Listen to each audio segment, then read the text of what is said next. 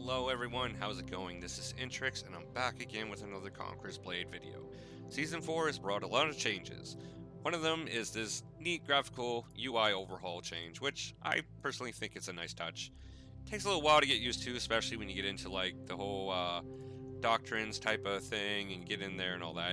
It's going to take a little while to get used to it, obviously, but it's nice and it's clean, and I kind of like just it's more easier to kind of attune your eyes to what it is that you're looking for. I mean, let's be fair, some people might like the old style, but I think a lot of people like myself just kind of got used to it. But sometimes, you're just not really focused and it's hard to find what you're looking for. Now you kind of just know what type of quality this unit is. So if it's Spear Surgeons, it's epic, it's purple. Now it makes it a lot more better to just attune your eyes to a specific color instead of having this obnoxiously just very bright background and there's no silhouette or anything. It's just simply this big, bold background just blurring in your eyes all the time. So it's definitely a nice change. And maybe some people might not like that, but it is what it is. So get straight into the video. Rattan Rangers. They were the meta for a very, very long time. Exceptionally long time. And now they've been changed. And there's been quite a few other changes as well to units and stuff in the game. But this video is going to focus on Rattan Rangers. Since they've been the meta and everyone knows what they were all about and their performance style and all that good stuff, it made sense that you should work on Rattan Rangers. And no doubt in Territory Wars, field battles, you're getting wrecked by just one squad of Rattans. You can totally, but squads of 5 or even more than, yeah, it's pretty much good game from there. In certain instances, yeah, there were ways to kind of get around to kind of have an edge on Rattan Rangers, but they still wrecked, they ripped. So what are the changes with this unit? Well, they decreased armor penetration by 15%. They decreased the range at a mid-level type of range. So they're not as accurate at mid-range when they're firing towards a hero, but that doesn't mean that it's completely off the table. They can still hit. They're just not going to hit as often or as much anymore. This one here I think is a little bit more realistic.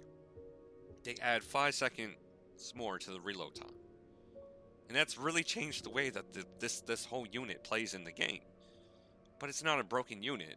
It's far from. It's just more tailored to what it should be. And really, it's just more realistic. Even though it's a video game, you kind of need that realism, because let's just face it, Rattan Rangers could not fire that quickly. There's just no way. There was just no way. So I mean, in a way, with time, throughout the seasons, they're making cavalry a little bit more what it should be.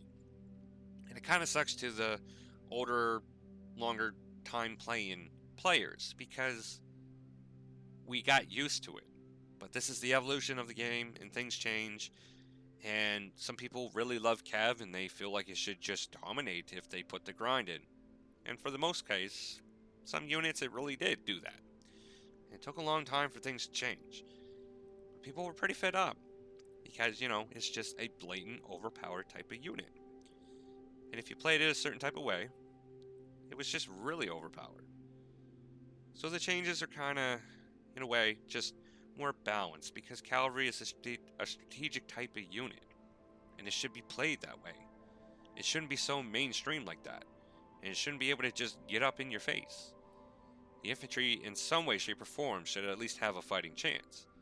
You don't even need to charge this unit into units. They can stay away at a medium distance, and they were able to just shred units. And that's why you could rack up kills quite easily. They still kind of do that in a way. They're just not going to do it as quickly. This is far from being a bad unit. It's just dumbed down in the sense that now it will play the way that it should have been played. But it wasn't being played that way. So what happens now? Well, they did get slightly lower leadership cost. 20 points off that. So they go from 350 to 330. As well as the other 5-star tier cav. They've gotten leadership reductions as well. So the Fire Lance, they go from 350 to 320. The Monastics go from 350 to 330. And the Wing Hussars go from 350 to 320. Now this kind of makes sense in a way because it at least allows you the ability, especially if you don't have multiple units of cav, to kind of be able to squeeze in a couple of extra infantry units maybe. That's kind of a big deal, you know, especially when you got leadership bonuses from your gear. These little reductions could really change a lot of people's warband builds. So it kind of opens up the ability to kind of do something that maybe they couldn't do or didn't want to do before.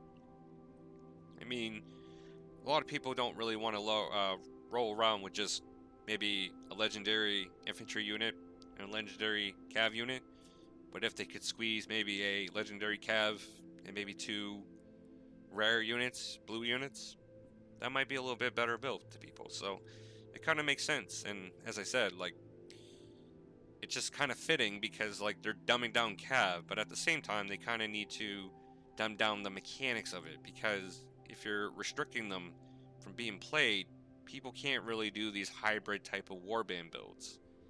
It is possible, but they got to kind of work with that leadership cost, and they're now starting to play around with that as well. But one thing that they didn't do, and that doesn't make much sense, is the cache eggs. They were just completely untouched, and they still sit at 350 leadership.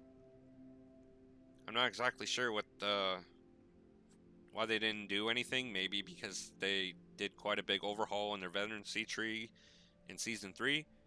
I'm not quite sure, but I still consider the cache eggs one of the better type of cav units in the game. I thought that when they came out in Season 2 that a lot of people just didn't understand of how this unit works, but it can really change the battlefield because this is a very fluid-like type of unit. You just got to understand their mechanics. But to kind of just leave them at 350 leadership, I think they shunned them a little bit. In all fairness, they should probably have went down to at least 330. And that would open them up to kind of maybe be a part of some type of somebody's hybrid warband build. But maybe they'll change that mid-season or something like that. We'll have to see. They did mention in the patch notes that there is possibilities that these changes could change again without literally saying it for what it is. They kind of worded or summarized it to just basically say, like, we're going to see how this works. We don't really know, so like we're just doing this and then we got to assess it. So don't expect immediate changes unless there's something glitchy or something buggy, then hopefully they'll fix that quickly. But I don't think that'll be the case this season. We'll have to see though, because there was the bug with the Pavis. Other than that, I don't think Rattan Rangers is a dumbed down enough unit to not be worthwhile to anybody. You just got to play it very much differently. And as a ranged cavalry type of unit, it just makes sense. I mean, yes, they do have melee capabilities.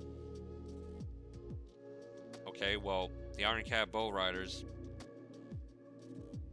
if you use them right, they can kind of do something down at that lower tier level. Rattan Rangers are just that on steroids. So, yeah, they can do work. But, they just can't be firing off bolts that quickly. It's just not happening. And I mean, you can join that with the fact that they can shoot more than once. Well, that's why it was game breaking. So, in my opinion, I think the changes are fair. We'll have to see how it really works out. There were rumors that they were talking about increasing the leadership, like the total leadership. And I don't know how true that is, so I'll have to look into that. But I don't think Rattan Rangers are irrelevant at this point. They're still going to be around. And honestly, if you got a bunch of them grouped up, let's just be real. Like, that's still gonna be quite overpowered. And I mean, a lot of people got Rattan Rangers, so like, you just play them a little bit differently. You gotta be more passive. Set up your charges right, you know, do it better, because if you make mistakes, they don't have the ability to kind of clean up from their mistakes as easy as they used to be able to. So in a way, like, Rattans were so overpowered that you could be lazy about it. Now you really got to be smart, because if you're not, it's going to be costly. But that's the way that Cav is, and that's the way it should be played. So I still think that overall, if you're stacking Rattan Rangers, you're still going to put in work. It's not going to be a fun battle. And that's probably the only meta that's never really going to break, is that if you're stacking Cav, even if you make mistakes, even if you wipe a unit here or there, just cavalry en masse is very powerful, and will more than likely win as long as the people using them are making the right plays. So other than that, that pretty much concludes my video of Rattan Rangers. Hopefully this video was informative to you, and hopefully I see you on the battlefield. So with that being said, I'm going to sign off. You guys have a wonderful day. I'll be making more videos soon. Antrix signing out.